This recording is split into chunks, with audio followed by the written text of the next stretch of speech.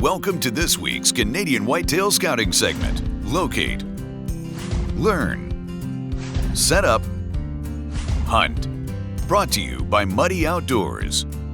We're always trying to control situations, and that's just human nature, trying to control any situation that you're in so you can try to predetermine the outcome of that situation. And the deer woods are no different. There's so many variables that will affect the outcome of your hunt. The first variable, and the most important one, is that big buck has to exist. You can't kill a big buck that doesn't exist.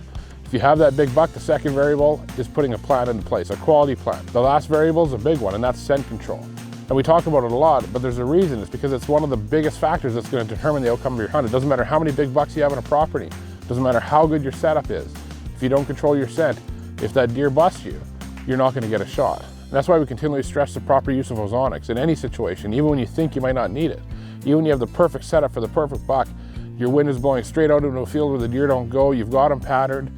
Still, using ozonics is a key part of having continued success because you can't control all the other variables. You don't know that day if that buck got spooked, he's going to come from a different direction.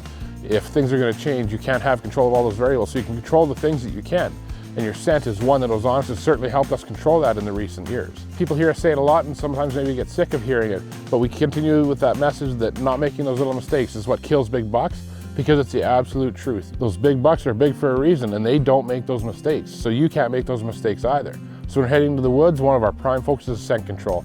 Now, I don't want to deal with scent control clothing and tubs and making sure I stay clean or wash in scent destroying soap. So the easiest work around for us is to spray down when we walk in with a scent spray and to use an ozonics while on stand. That eliminates the entire whole other process of having to try to keep everything clean all the time, trying to keep everything scent free. So we spray down when we walk in so we don't leave a trail, and when we're on stand we use an ozonics unit properly.